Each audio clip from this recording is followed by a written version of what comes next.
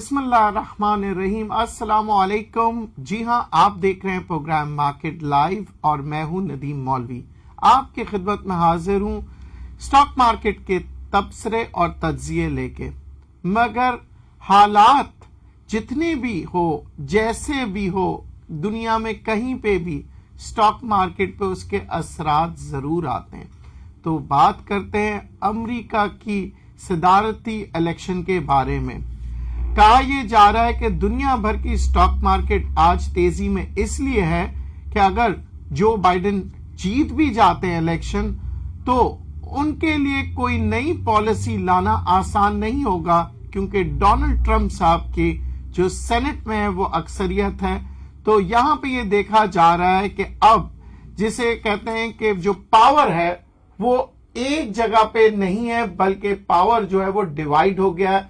तो मतलब यह है कि दुनिया भर के अंदर, क्योंकि हम अमेरिका को और चीन को देख रहे होते हैं और लोगों को यह खौफ होता है कि कहीं अमेरिका की जो सदर है और सदरती इलेक्शन के बाद अमेरिका की जो सदर है, जो भी सदर बनेगा, क्या वो ऐसे इकदाम करेगा, क्या वो ऐसे पॉलिसीज बनाएगा जिसके ऊपर सिर्फ अमेरिका की मफादात देखी जाएगी या दुनिया भर के मफादात के बारे में भी सोचा जाएगा।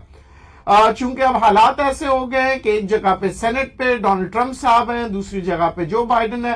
तो अब ये देखा जाएगा कि जो भी नई पॉलिसीज आएगी आसानी से नहीं बन पाएगी, मगर जब भी बनेगी मुल्क के मफाद के लिए और दुनिया की मफाद के लिए वो अच्छी होगी। इसलिए दुनिया भर की स्टॉक मार्केट आज तेजी में। एक कॉलर से बात करते हैं। जी अस्सलाम वालेकुम। जी वालेकुम अस्सलाम। जी मेरा नाम फातिहा अंसारी है और मैंने एचटीपीएल पे इन्वेस्ट करे हुए, तो आप मुझे बता सकते हैं आप एचटीपीएल को कहाँ देखते हैं?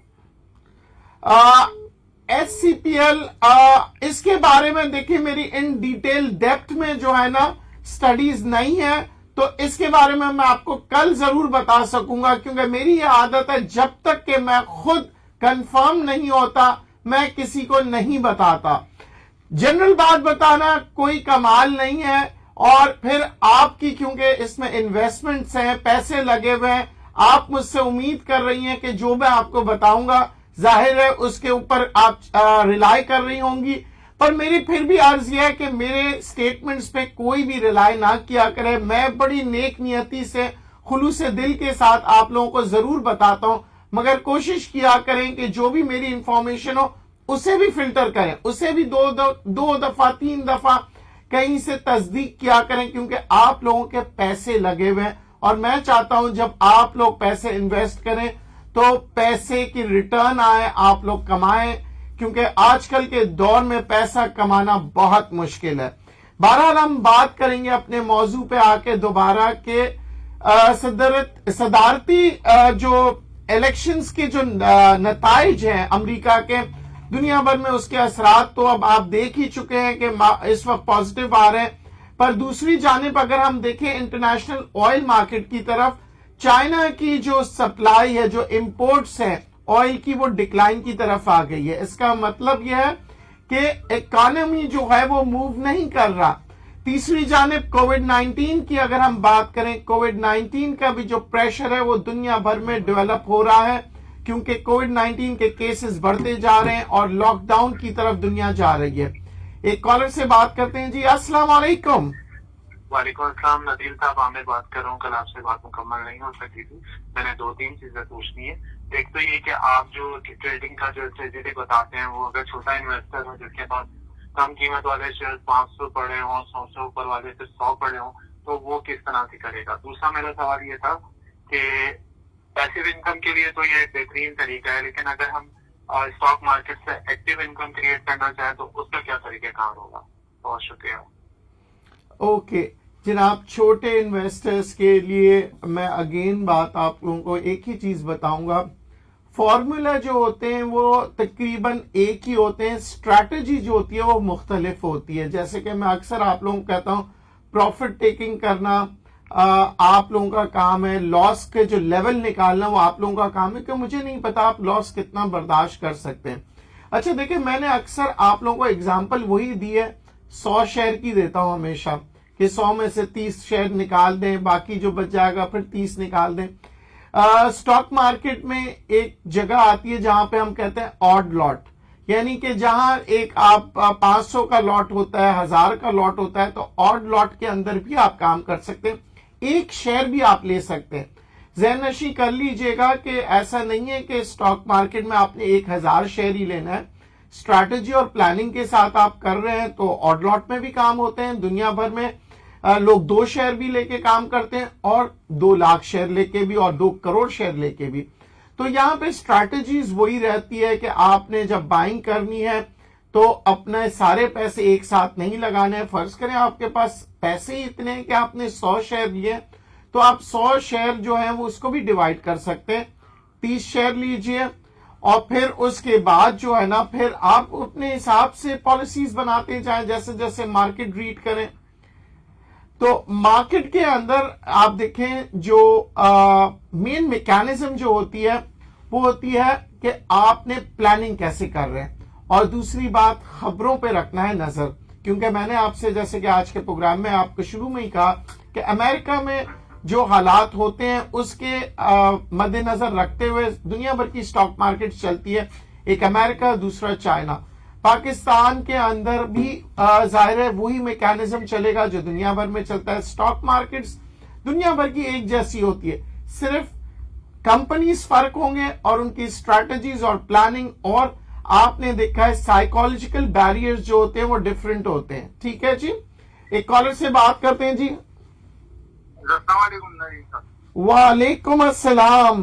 कैसे नदीम साहब, मुझे बात कर रहा हूँ कराची से। जी मोहित साहब, आप खैरियत से हैं? मैं ठीक। नदीम साहब हैस्कोल का बताएंगे, आजकल वॉल्यूम में चल रहा है और अब जा रहा है। देखे मोहित साहब, हैस्कोल तकरीबन 30-32% अपने रेट से नीचे आ चुका है। जब 30% या 32% नीचे आता है हम उसको कहते हैं कि ये बेयर मार्केट में चला गया, यानी कि आपकी जो इंडेक्स है वो तो आपकी बुल मार्केट है पर आपका पर्टिकुलर शेयर जो है ये बेयर मार्केट में चला गया है। बेयर मार्केट में जाने के बाद बहुत कम इम्कान होते हैं कि वो रिवर्सल आ जाए बुल मार्केट में, मगर क्योंकि ये एक ट्रेंड शेयर है, ट्रेंड शेयर्स में ये होता है जिसे आप लोग अपनी जबान में आप बेशतर लोग कहते हैं कि सट्टे का शेयर है, अगरचे उस किस्म के शेयर्स के अंदर कोई गारंटी नहीं होती है। मगर जो इस वक्त मौजूदा जो इसकी जो पोजीशन है, अगर फंडामेंटली अगर आप बात करेंगे और इसके टेक्निकल्स की बात करेंगे तो इस वक्त इसके अंदर काफी प्रेशर आ चुका है। यहां से 30-32% नीचे आने के बाद ऐसे शेयर्स को वापस उठने में बहुत टाइम लगता है।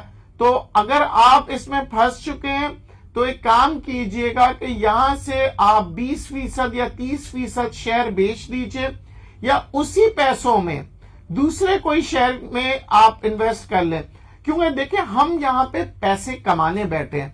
हम चाहे हैस्कोल से कमाएं या WTL से कमाएं या लकी सीमेंट से कमाएं, हमें पैसे कमाना है, हमें किसी से मोहब्बत नहीं है। तो अगर हैस्कोल की कीमत में ही आपको मैं एक मिसाल के तौर पे बता रहा हूं, FFL ले लें। FFL अच्छा है, फौजी फूड की तरफ चले जाए, पर फिर आपने फौजी फूड के अंदर स्ट्रैटेजी के साथ काम करना है। और अगर आप फिर भी हैस्कोल रखना चाह रहे हैं तो फिर आप उसको डिवाइड कर दीजिए, यानी कि अपने आधे शेयर जो है उसी कीमत से बेच के आप FFL में आ गए और आधे हैस्कोल में। यहां पे आपने अपना रिस्क को डिवाइड कर दिया और आपके पास 2 मौके आ जाएंगे पैसे कमाने के। अभी आप सिर्फ और सिर्फ बैठे हुए इंतजार कर रहे हैं हैस्कोल कब बढ़ेगा कब बढ़ेगा। तो यानी क्या है कि अब आपने सारे के सारे अपनी इन्वेस्टमेंट्स एक ही जगह पे कर दिए। तो यहां पे मैं अगेन कहता हूं डाइवर्सिफाई जो इन्वेस्टमेंट्स होते हैं वो आपको फायदा पहुंचाएगा। तो अगर आप हैस्कोल में फंस चुके हैं, बाकी फैसला आपने करना है, मैंने सिर्फ सजेशन देना है। हो सकता है मेरी सजेशन सही हो सकता है सजेशन गलत हो। बहरहाल ये सब बातें हैं, आपने गौर ये करना है कि कौन सी बात से आपको फायदा मिलेगा। ठीक है ना जी, क्योंकि हम अक्सर यही बात करते हैं कि जी देखिए सुने सबकी, मैं अक्सर कहता हूं, मैं खुद भी कहता हूं कि आप सुना सबकी करें, पर करें वो जो आपके जहन में आपको लग रहा है कि सही आएगा। ठीक है ना जी, क्योंकि अगर आप सही डिसीजन नहीं लेंगे तो नुकसान किसका, आप ही का है। तो मैं अगेन आपसे ये कहूंगा कि ये जो बातें होती हैं कि किस तरह से मार्केट में हम काम करें, किस तरह से नहीं करें, ये सिर्फ बातों की हद तक तो सही है, हम आपको बताते रहते हैं, पर असल काम किसने करना है? आपने करना है। अच्छा, एक और चीज ज़हनशी कर लीजिएगा कि जब भी स्टॉक मार्केट में काम करेंगे आपने ड्यूरेशन भी रखना है। ये नहीं कि आपने 2 दिन का सोचा, 4 दिन बाद जो आपने कहा कि नहीं मैं अभी बेच देता हूं। ड्यूरेशन के साथ आपको याद होगा कि मैंने पहले भी अपने प्रोग्राम्स में कहा था, जब आप बैंक में जाते हैं तो बैंक वाले आपसे कहते हैं इन्वेस्टमेंट कितने अरसे के लिए करना है। 6 महीने में ये इंटरेस्ट रेट्स मिलेगा, 1 साल में ज्यादा मिलता है, 5 साल में और मजीद मिलता है। यानी कि आपका एक प्लानिंग बनाते हैं, वो पूरे 5 साल का प्लानिंग बनाते हैं आपके पैसों के लिए। इसी तरह फंड मैनेजर्स भी काम करते हैं, आप भी इसी तरह काम किया करें। ये जो आप लोग 2 दिन पैसे लगा लिए, 4 दिन बाद मार्केट नीचे आ गए, नहीं हमें काम नहीं करना है, हमें किसी की बात नहीं सुननी है, ये पैसे तो हमारे डूब जाएंगे, ये खौफ आपको कभी भी कोई भी कारोबार करने नहीं देगा। अगर आपको कारोबार करना है तो फिर आपको लॉन्ग टर्म की सोचने पड़ेगी। मैं एक मिसाल देता हूं, आपने एक छोटा सा रेस्टोरेंट लिया, ठीक है, या दुकान खोली, 4 दिन नहीं चली, 1 महीना नहीं चला, 2 महीना नहीं चला, आपने कहा नहीं अब नहीं चलेगा, तो ये 2 महीने में कोई भी कारोबार नहीं चलता। यहां तक कि फसल भी आप उगाते हैं ना, उसमें भी टाइम लगता है। मगर स्ट्रैटेजी के साथ, प्लानिंग के साथ आप फसल भी उगाते हैं, आप दुकान भी खोलते हैं। स्टॉक मार्केट में भी इसी तरह काम करेंगे। मगर स्टॉक मार्केट की मुसीबत यह है, ये बदनाम जमाना हो चुका है। लोग इसको कहते हैं स्टॉक मार्केट में पैसे लगा दिए तुम्हारे पैसे डूब जाएंगे। इस बारे में मजीद बात करूंगा क्योंकि बड़ा इंपॉर्टेंट ये सब्जेक्ट है जी। पहले एक कॉलर से बात कर लें जी। अस्सलाम वालेकुम। वालेकुम अस्सलाम, नदीम साहब, रिजवान बात कर रहा हूँ लाहौर से। क्या हाल है आपके? ठीक ठाक हैं? अल्लाह का शुक्र जी रिजवान साहब। सर ये पूछना था कि 3 नवंबर को एक न्यूज आई है कि FFBL की जो मैनेजमेंट है, डायरेक्टर्स है, उन्होंने डिसाइड किया कि 3.5 बिलियन जो है वो इन्वेस्ट करेंगे FFL में, ताकि वो अपनी जो है ना फाइनेंशियल कंडीशंस को और अपने एक्सपेंसेस को अच्छे तरीके से मीट कर सके। तो इस सिचुएशन में आप FFL का क्या फ्यूचर देखते हैं और FFBL को इसका क्या बेनिफिट या नुकसान होगा? बीइंग इन्वेस्टर, छोटा इन्वेस्टर, मुझे किन चीजों को मद्देनजर रखना चाहिए? मेरी होल्डिंग दोनों में है, FFBL में भी है और FFL में भी है। तो आप क्या सजेस्ट करते हैं कि FFBL से निकल के मुझे FFL में चले जाना चाहिए या दोनों को साइमल्टेनियसली रन करना चाहिए? इसके साथ साथ एक और चीज भी है कि FFL जो है वो राइट देने जा रहा है, और जब राइट देती है कोई कंपनी तो वो इन्वेस्टर्स के लिए कोई बहुत ज्यादा अच्छा नहीं होता शॉर्ट टर्म के अंदर, अगर बात की जाए। वेरी वेल सर, अपनी ओपिनियन बताइएगा सर इसके। जी बहुत अच्छी बात आपने, मुझे बहुत खुशी होती है ऐसे समझदार इन्वेस्टर्स जब स्टॉक मार्केट में काम करते हैं, क्योंकि वो जो धब्बा है ना कि जी स्टॉक मार्केट में काम करोगे डूब जाओगे, इस धब्बे को निकालना है। वजह यह है कि हमने अपने आप को एजुकेट करना है, हमें पढ़ के समझ के काम करना है। अच्छा देखिए दोस्त, अब आपने क्या करना है, इसको डाइवर्सिफाई करना है। अब आप अगर डाइवर्सिफाई कर रहे हैं तो दोनों में करेंगे वो बेहतर होगा बनिस्बत सारे अपनी इन्वेस्टमेंट FFL में डाल दें या FFBL में डाल दें। जब कोई भी कंपनी राइट शेयर्स इशू करती है, इसका मतलब ये होता है वो एक्सपेंशन पे जा रहे हैं। जब एक्सपेंशन पे जाते हैं तो आपका जो है ना कैपिटल गेन के चांसेस होते हैं, डिविडेंड के नहीं होते। कॉलर से बात करते हैं, फिर मजीद इसी पे बात करेंगे जी। अस्सलाम वालेकुम। वालेकुम सलाम नदीम साहब, क्या हाल चाल है? अल्लाह का शुक्र जी। हुसैन मेमन फ्रॉम कराची। जी हुसैन मेमन साहब। सर एक शेयर के बारे में आपसे मालूमात देनी थी। 786 786 इन्वेस्टमेंट कंपनी है। हाँ तो सर इसको मैंने सर देखा ना, तो ये 52 वीक का लो जो है ना 10 रुपए कुछ पैसे है ना, ठीक है सर। तो अभी कुछ 12 रुपए कुछ चल रहा है ना, सही। और हाई इसका जो है 44 रुपए। तो सर आज लोग भी हुआ था लेकिन फिर खुल गया ना। तो सर इसको आप थोड़ी सी इस पे रिसर्च करके बताएं क्या सर इसकी इस एरिया में बाइंग बनती है? वैसे तो बाइंग एरिया में लग रहा है लेकिन कंपनी शायद लॉस में आ गई है, चेक करके हो सकता है कुछ, भले कल तक इंफॉर्मेशन मिल जाए तो इस पे कुछ काम हो जाए।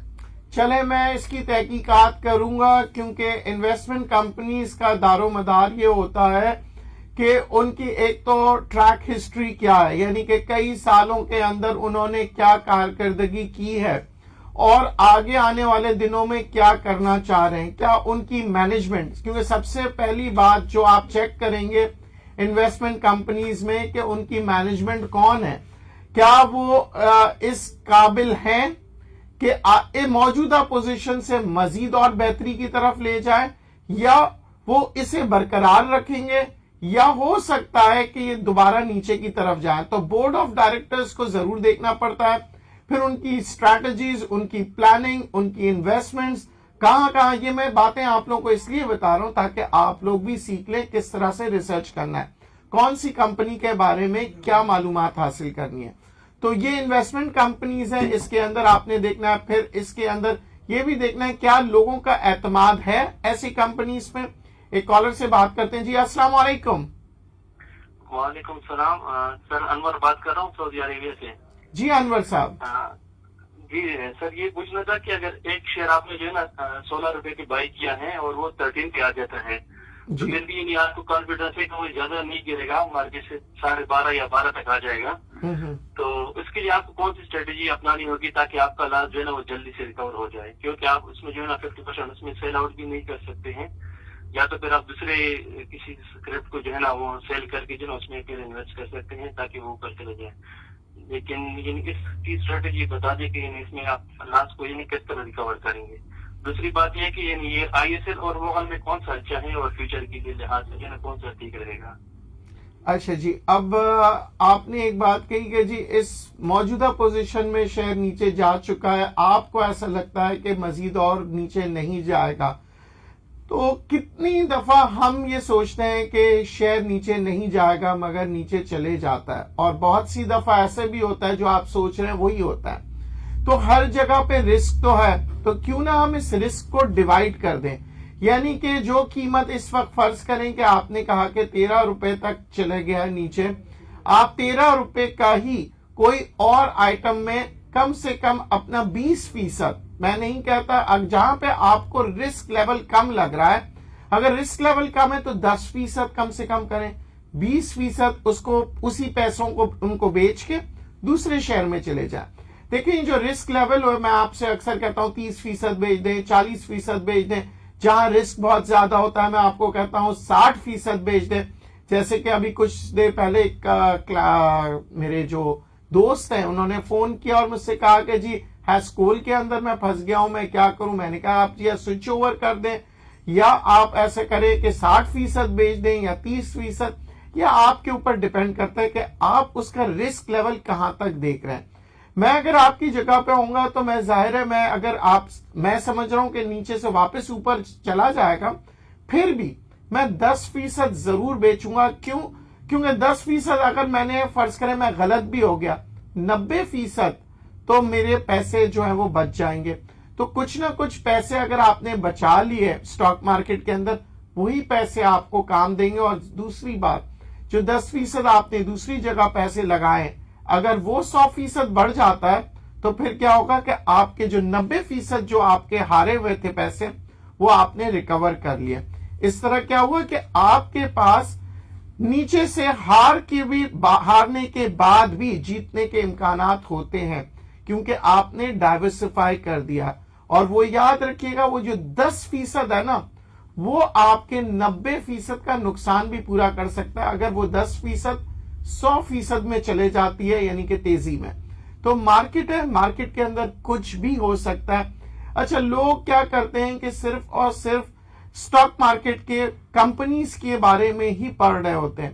ज़हननशी कर लिया करें कि स्टॉक मार्केट के अलावा इंटरनेशनल रिलेशनशिप पे भी काउंट करता है कि आपके मुल्क के किस किस्म के ताल्लुकात है दूसरे ममालिक से, और दुनिया भर में क्या हो रहा है, दुनिया की इकोनॉमी किधर जा रही है, इसके बारे में जरूर पढ़ा करें।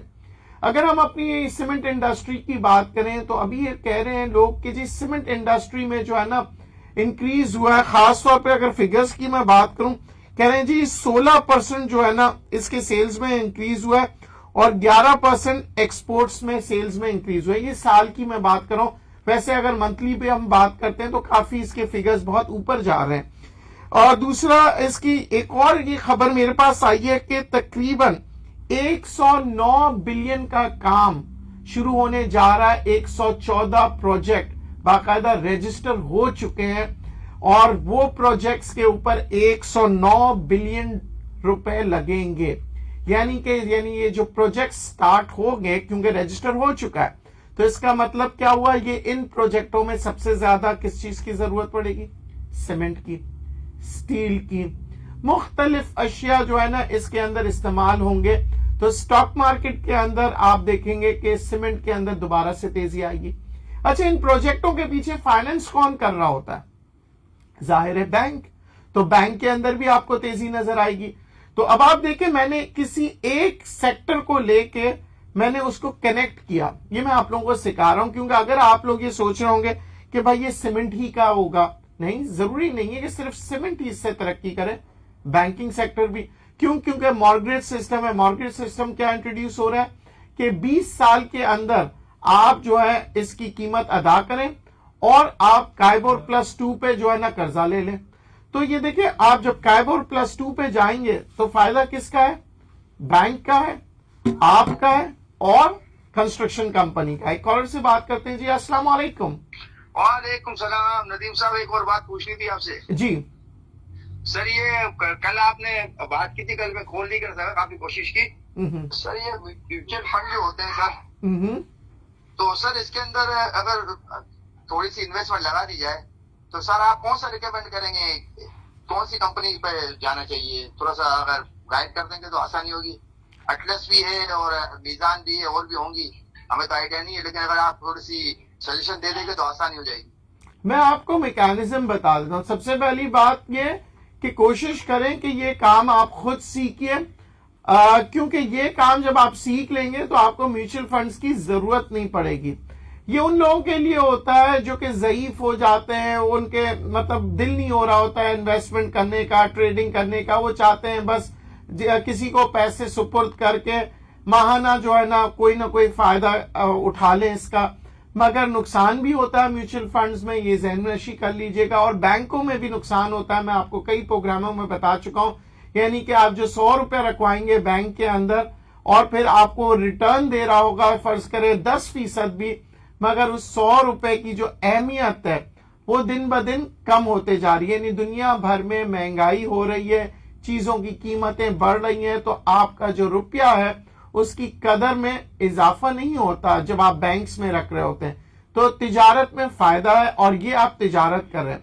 अच्छा, म्यूचुअल फंड्स के अंदर अगेन आपने ये देखना है कि उनके जो बोर्ड ऑफ डायरेक्टर्स है वो कौन है, क्या उनका फाइनेंशियल सेक्टर से कभी कोई ताल्लुक रहा है और उनकी परफॉर्मेंस क्या रही है, जहां पे उन्होंने पहले काम किया है, जहां पे जो ऑर्गेनाइजेशन चलाई है उसके अंदर बैलेंस शीट्स में फायदा दिखाया है या नहीं दिखाया। बहुत सी चीजें ये होती हैं कि आप देखते रहते हैं म्यूचुअल फंड्स। आप ऐसा नहीं है कि जैसे लोग क्या करते हैं, बड़ी सी बिल्डिंग देख ली या बहुत खूबसूरत ऑफिस देख लिया। म्यूचुअल फंड्स का अमूमन बड़े खूबसूरत ऑफिस होते हैं, आप जब जाएंगे आपको बहुत जबरदस्त ट्रीटमेंट होगा, शरबत होगी या आपको ट्रीटमेंट्स होंगे। वो मेरे काम के नहीं है। मेरे काम के वो म्यूचुअल फंड्स होते हैं जिसको मैं देख रहा हूं कि प्रोफेशनली, बेशक बहुत बड़ी बिल्डिंग में ना हो, बेशक बहुत बड़े नाम ना हो, पर जो काम कर रहे हो वो रिलायबल हो, ट्रस्टवर्दी हो। यानी कि उसकी बैलेंस शीट बताएगी कि उन्होंने काम कैसे किया, क्या ईमानदारी से काम कर दिए, और जिस लेवल पे वो काम कर रहे हैं वो भी देखना पड़ेगा कि उनके पास कितना वॉल्यूम है, क्या स्ट्रेंथ है। क्योंकि आप देखिएगा कि जो म्यूचुअल फंड्स होते हैं बहुत से दुनिया भर में होते हैं, मगर उसकी जो सिलेक्शन है आपने ये देखनी होती है कि ट्रस्टवर्दी हो, रिलायबल हो, प्रोफेशनल हो, काम के अंदर उनकी एक्यूरेसी बहुत अच्छी हो, उनकी जो स्टाफ हो वो बहुत अच्छा हो, ईमानदार हो। क्योंकि म्यूचुअल फंड्स के अगर स्टाफ ईमानदार नहीं होंगे तो याद रखिएगा कि स्टाफ अमीर हो जाता है और म्यूचुअल फंड्स गरीब हो जाता है। क्यों? क्योंकि वो अपने मफादात देख रहा होता है और उस म्यूचुअल फंड्स की जो कंपनी होती है वो एक ना एक दिन बंद हो जाती है। इसलिए हम कहते हैं कि जहाज को हमेशा खतरा होता है चूहों से। तो हम छोटे से छोटे स्टाफ को भी देख रहे होते हैं।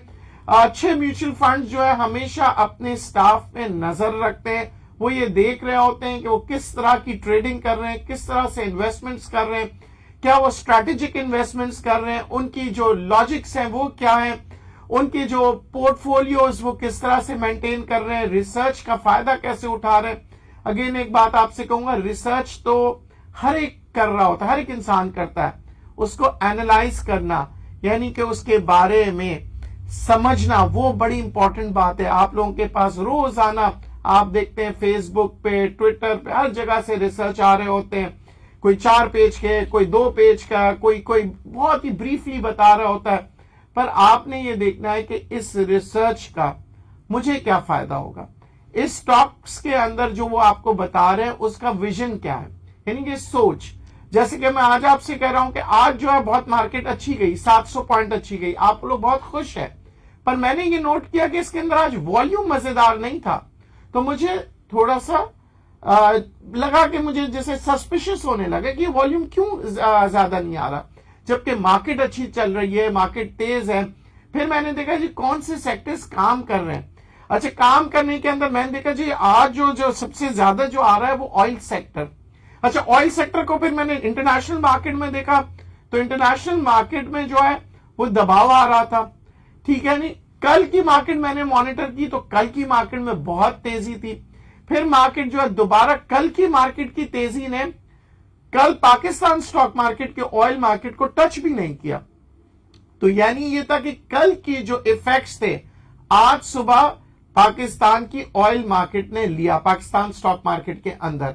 तो आपने देखा होगा कि ओजीडीसी तेजी से थे, पीपीएल ऊपर की तरफ जा रहा था, पॉल ऊपर की तरफ, जितने भी ऑयल से रिलेटेड थे यानी रिफाइनरीज हो गया और जितनी भी ऑयल से रिलेटेड कंपनी थी सबके सब ज्यादातर 90% ऊपर की तरफ जा रहे थे।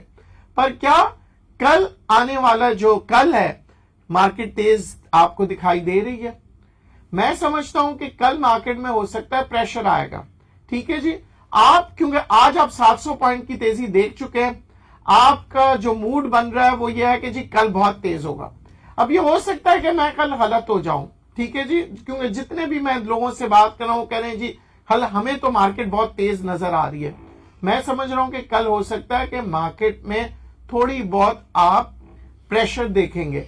बहरहाल इसके सर्टेन रीजंस होते हैं, हम हवा में बातें नहीं करते। कई दफा आप लोग फोन पे मुझे कहते हैं कि जी इस फलां शेयर के बारे में बता दें, मैं आपको माजरत करता हूं। इसका हरगिज ये मतलब नहीं होता है कि मेरी आपसे कोई दुश्मनी है, मेरी आपसे दोस्ती है, इसलिए मैं मना करता हूं कि उस पर्टिकुलर शेयर के बारे में मुझे नहीं पता होता है। और मेरी अपनी राय देना मैं समझता हूं उस वक्त फर्ज बनती है जब मुझे खुद को मुतमईन हो। जब मैं मुतमईन नहीं हूं और शो करने के लिए मैं कह दूं नहीं जी बहुत अच्छा है, और जैसे आप लोग कहते हैं कि वो बड़ा पुराना अल्फाज है लाओ माल, मैं लाओ माल वाला आदमी नहीं हूं। मैं कोशिश करता हूं स्ट्रैटेजी के साथ, प्लानिंग के साथ और नॉलेज के साथ काम करूं और आपको भी वही बातें, वही काम सिखाऊं। तो प्लीज ज़हननशी कीजिएगा, स्ट्रैटेजी के साथ, प्लानिंग के साथ और नॉलेज के साथ काम करें। मोहतात होकर कल के दिन काम कीजिएगा। हो सकता है मार्केट में प्रेशर आए और हो सकता है कि मैं गलत भी हूं। बहरहाल हम काम करते रहेंगे, पढ़ते रहेंगे और कोशिश करेंगे कामयाब होने के लिए। आखिरी इल्तिजा मेरी होती है कि आपने मेरे इस प्रोग्राम को शेयर करना है, अगर आपने लाइक किया है तो बहुत बहुत शुक्रिया। इजाजत दीजिए, अल्लाह हाफिज।